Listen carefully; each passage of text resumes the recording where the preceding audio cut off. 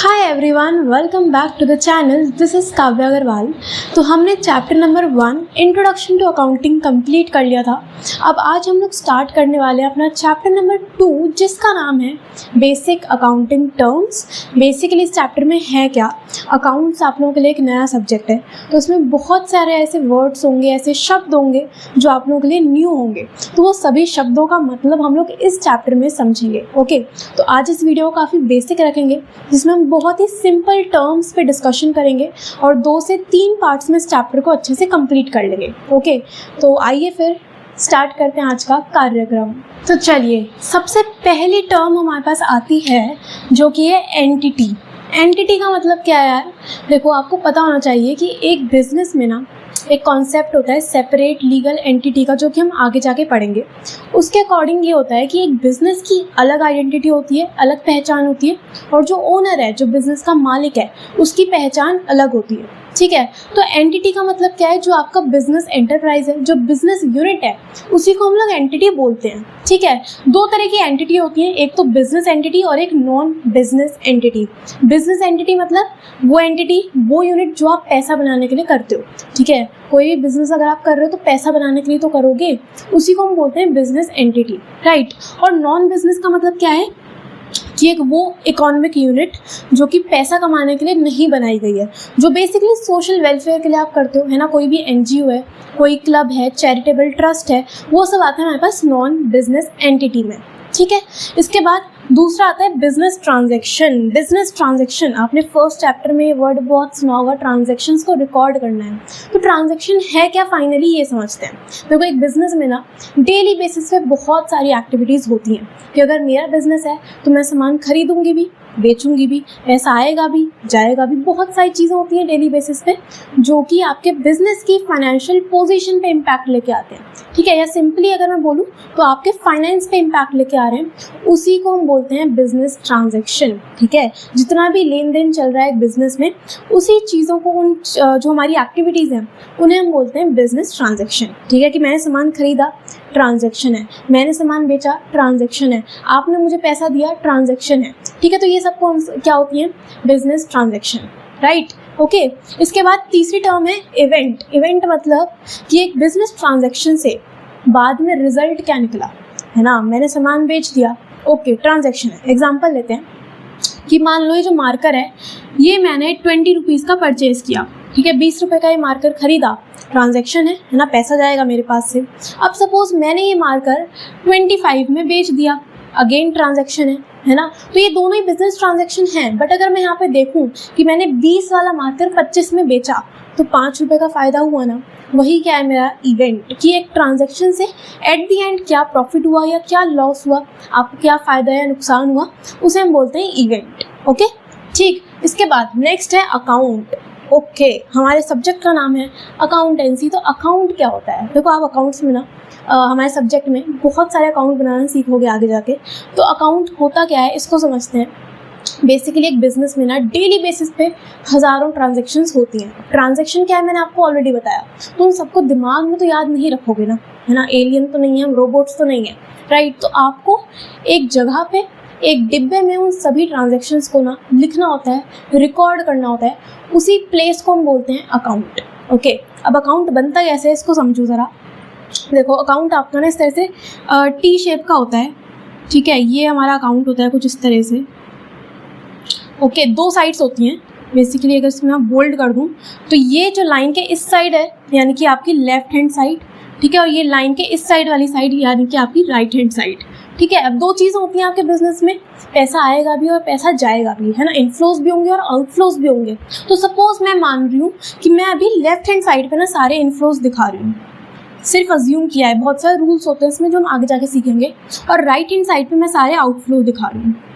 ठीक है, तो इस तरह से आपका अकाउंट बनता है। 2 साइड होती हैं, LHS and RHS। Okay, but अब आप अकाउंट्स कर रहे हो तो ये LHS और RHS तो नहीं चलेगा। हमें याद रखना है कि ये जो LHS होती है ना, लेफ्ट हैंड साइड, इसे हम बोलते हैं डेबिट साइड। ठीक है, डेबिट साइड, जिसे हम DR डॉट से डिनोट करते हैं। ओके, और राइट हैंड साइड को ही हम बोलते हैं क्रेडिट साइड, जिसे हम बोलते हैं, डिनोट करते हैं CR डॉट से। ओके तो अब से आपको याद रखना है कि LHS यानी debit side, okay, and RHS is your credit side, ठीक है। LHS और RHS कुछ नहीं होता, हमें डेबिट और क्रेडिट याद रखना है, ठीक है।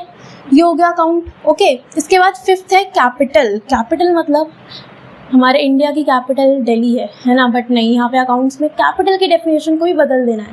कैपिटल का मतलब ये है कि अगर एक बिजनेस स्टार्ट करना है तो कुछ ना कुछ पैसा तो इन्वेस्ट करना पड़ेगा, है ना। बिजनेस को चलाने के लिए पैसा लगाना पड़ेगा। तो जो ओनर है, जो बिजनेस का मालिक है, बिजनेस में जितना भी पैसा इन्वेस्ट करता है उसे हम बोलते हैं कैपिटल, ओके। जो भी पैसा आप इन्वेस्ट कर रहे हो एज ए ओनर अपने बिजनेस में, बिजनेस को चलाने के लिए, स्टार्ट करने के लिए, उसी अमाउंट को हम बोलते हैं कैपिटल, राइट, ठीक है। इसके बाद नेक्स्ट है ड्राइंग्स। ड्राइंग्स मतलब चित्रकारी नहीं, अकाउंट्स में ड्राइंग्स की डेफिनेशन को ही बदल दो।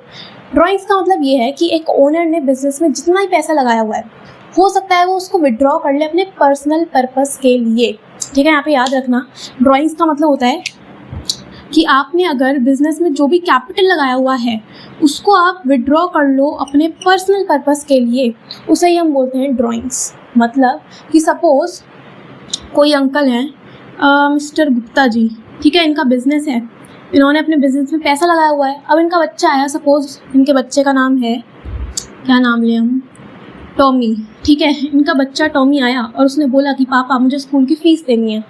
फ़ीस देनी है तो पैसा तो है नहीं, तो इन्होंने बोला ठीक है, मैंने बिजनेस में जो पैसा लगाया हुआ है उसी को मैं विड्रॉ कर देता हूँ और उससे फ़ीस दे देना। तो आपने अपने बिजनेस से पैसा विड्रॉ करा पर्सनल पर्पस के लिए, उसी को हम बोलते हैं ड्राइंग्स, ठीक है। याद रखना यहाँ पे पर्सनल पर्पस बहुत ज़रूरी है, आपके बिजनेस से रिलेटेड नहीं होता, ओके, ठीक है।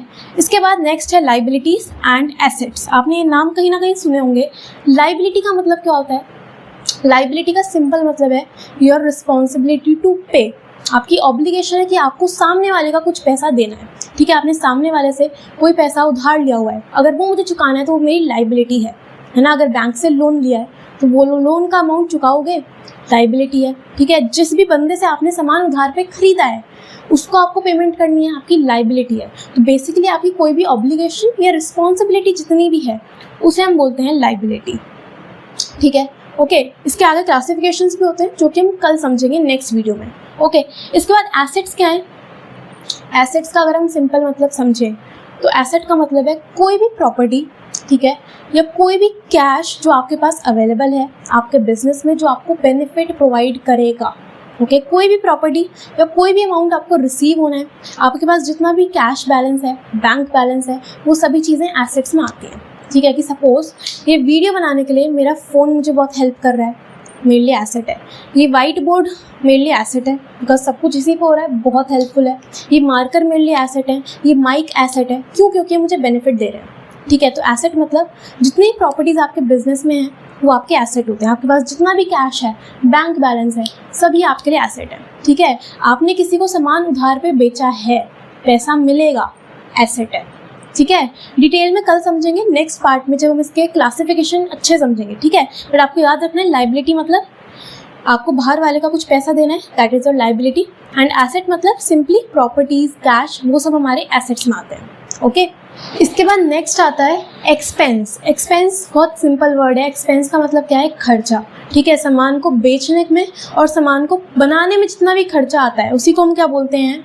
एक्सपेंस, ठीक है। इसके बाद नेक्स्ट है रेवेन्यू। तो रेवेन्यू का मतलब क्या होता है कि आप जो भी सामान बेच रहे हो वहाँ से जो आपने बनाया, ठीक है, जो भी आपने कमाया उसे हम बोलते हैं रेवेन्यू। कि सपोज मैंने ये मार्कर 20 रुपये के मार्कर हैं, मैंने 5 मार्कर बेच दिए, ठीक है, तो 100 रुपये बना लिए है ना 20 मार्कर। और मैंने इसको सपोज 5 मैंने मार्कर बेचे, ठीक है, 20 रुपये के 5 मार्कर मैंने बेचे तो 100 रुपये मैंने कमाए, वो हो गया मेरा रेवेन्यू, ओके, ठीक है। इसके बाद 3 टर्म्स आती हैं, इनकम, प्रॉफिट एंड गेन। क्या ये तीनों सेम है? नहीं, तो तीनों में अंतर है। देखो, इनकम का मतलब होता है income is revenue minus expense. Revenue क्या है कि आपने सामान बेच के कितना कमाया, दैट इज रेवेन्यू। बट कुछ ना कुछ खर्चा भी तो होगा, उसको जब हम माइनस करेंगे तो आपके पास आती है इनकम, ठीक है। Revenue minus expenses income, okay. And profit क्या है? प्रॉफिट और इनकम में डिफरेंस सिर्फ इतना है कि इनकम आप हर एक ट्रांजैक्शन के बाद निकालते हो, ठीक है। मैंने अभी सामान बेचा, इनकम निकाल ली, फिर सामान बेचूंगी, इनकम आ जाएगी। बट प्रॉफिट एक पर्टिकुलर टाइम पीरियड का निकलता है, जो कि 1 साल का निकलता है, ठीक है। साल खत्म होगा तब प्रॉफिट निकलता है। तो प्रॉफिट क्या है? प्रॉफिट है total revenue minus total expense, ठीक है। जितने भी रेवेन्यू हुए, जितना भी मैंने पैसा कमाया, उसमें से अगर मैं अपने सारे के सारे खर्चे माइनस कर दूँ तो मेरे पास क्या आएगा? प्रॉफिट आएगा, ठीक है। और लॉस भी होता है। लॉस कब होगा? जब मेरे रेवेन्यू जो है वो कम है और एक्सपेंस अगर ज़्यादा है तो मुझे लॉस होगा। सीधी सीधी बात है ना, खर्चा ज़्यादा है, कमाया कम है तो लॉस आ जाएगा। ओके, ठीक है। इसके बाद गेन क्या है? तो यार गेन जो है ना वो आपके बिजनेस से रिलेटेड नहीं होता, आपके ऑपरेशन से रिलेटेड नहीं होता। कि मैं ना, मेरा सपोज गारमेंट्स का बिजनेस है और मुझे कोई लॉटरी लग गई है ना, कोई लॉटरी लगी, पैसा बना लिया, वो मेरा गेन है, राइट। गारमेंट्स का बिजनेस है, कपड़ों की शॉप है, बट मेरे बिजनेस में एक फर्नीचर पड़ा था, मैंने बेच दिया, पैसा बना लिया, वो मेरे लिए गेन है, इनकम नहीं है, क्योंकि वो मेरे बिजनेस से रिलेटेड नहीं है। सही। मेरा स्टेशनरी का बिजनेस है, मेरे पास कोई लैंड पड़ी थी, ज़मीन का टुकड़ा, मैंने बेच दिया, पैसा बना लिया, गेन है, राइट। तो गेन आपके बिजनेस से रिलेटेड नहीं होता, आपके ऑपरेशन से रिलेटेड नहीं होता। जितने भी नॉन ऑपरेटिंग एक्टिविटीज से आपको कुछ भी कमाई हो रही है उसे हम बोलते हैं गेन, ठीक है। इसके बाद नेक्स्ट है गुड्स। गुड्स का मतलब क्या है? गुड्स का मतलब है कि आप जिस भी सामान में डीलिंग कर रहे हो अपने बिजनेस में, उसे हम बोलते हैं गुड्स, ठीक है। कि मेरा स्टेशनरी का बिजनेस है, मैं स्टेशनरी परचेज करके लाई बेचने के लिए, गुड्स हैं, ठीक है। गारमेंट्स का बिजनेस है, कपड़ों की दुकान है, मैंने कपड़े खरीदे, गुड्स हैं। तो जिस भी सामान में आप डीलिंग कर रहे हो ना, उन्हें हम बोलते हैं गुड्स, ओके। अब यहीं से 2 टर्म्स निकल के आती है, एक तो परचेजेस और एक सेल्स। परचेजेस मतलब अगर हम आम भाषा में समझें, यानी कि जो आपने खरीदा वो होते हैं परचेजेस। परचेजेस का मतलब क्या है? कि मैंने गुड्स परचेज करे बेचने के लिए, उसे हम बोलूँगी परचेजेस, ठीक है। मेरा कपड़ों का बिजनेस है, मैंने कपड़े खरीदे, परचेजेस हुए, ठीक है। कपड़ों का बिजनेस है, मैंने सपोज कोई फर्नीचर खरीदा, तो उसे मैं गुड्स नहीं बोलूँगी, उसे परचेजेस नहीं बोलूँगी, उसे मैं क्या बोलूँगी? Purchase of furniture. मतलब परचेज आपके गुड्स से रिलेटेड हैं। अगर आप जिस सामान में डीलिंग कर रहे हो वही खरीद के लाते हो, उसे हम बोलते हैं परचेजेस, ठीक है। और परचेज रिटर्न मतलब कि मैंने सामान खरीदा और सपोज उसमें कुछ डिफेक्टिव निकला या मुझे पसंद नहीं आया, मैं वापस कर दूंगी, रिटर्न कर रही हूँ, खरीदा हुआ सामान वापस कर दिया, मतलब परचेज रिटर्न, ओके, ठीक है। इसके बाद सेल्स क्या है? सेल्स मतलब सिंपल, आपने सामान बेचा, जो भी आप गुड्स खरीद के लाए उनको आप बेच रहे हो, वो आपकी सेल्स हुई, राइट। और सेल्स रिटर्न मतलब कि कस्टमर को बेचा, हो सकता है उसे पसंद ना आए कस्टमर को, है ना, डिफेक्टिव निकल जाए माल, उसे वापस करने का मन करे, तो अगर कस्टमर मेरा सामान वापस कर जाए उसे हम बोलते हैं सेल्स रिटर्न, ठीक है। बेचा हुआ माल वापस आ रहा है, वो होता है हमारा सेल्स रिटर्न। और परचेज रिटर्न मतलब मैंने सामान खरीदा, उसे वापस कर रही हूँ, परचेज रिटर्न, ओके। अब इसी के एक और नाम है, परचेज रिटर्न को ही हम लोग रिटर्न आउटवर्ड भी बोलते हैं, ठीक है। रिटर्न आउटवर्ड क्यों? सिंपल चीज़ है, खरीदा हुआ सामान वापस कर रही हूँ, मेरे बिजनेस से बाहर जा रहा है तो आउटवर्ड, ठीक है। और सेल्स रिटर्न को ही हम बोलते हैं रिटर्न इनवर्ड। मतलब कि मैंने जो सामान बेचा मेरे बिजनेस में वापस आ गया, कस्टमर ने रिटर्न करा है, बिजनेस में वापस आ रहा है, तो क्या बोलेंगे? रिटर्न इनवर्ड, ओके, अंदर आ रहा है बिजनेस के, राइट। तो यही टर्म्स हैं जो हम इस वीडियो में कवर अप करेंगे, ओके। मैंने आपको बहुत बेसिक टर्म बताई हैं। नेक्स्ट पार्ट में 1-2 पार्ट्स में हम इस चैप्टर को कंप्लीट करेंगे और आगे इसको कंटिन्यू करेंगे, बट आई होप आपको ये सभी टर्म्स अच्छे से क्लियर हुई होंगी, ठीक है। अब इसकी बुक से रीडिंग ज़रूर कर लेना, बिकॉज बोर्ड पे तो यहाँ पे हम सब कुछ नहीं लिख सकते, तो बुक जो भी आपके पास है उसमें से रीडिंग ज़रूर कर लेना ताकि आपको कोई भी कन्फ्यूजन नहीं होगी, ओके। मिलते हैं हम लोग नेक्स्ट वीडियो में। Thank you so much.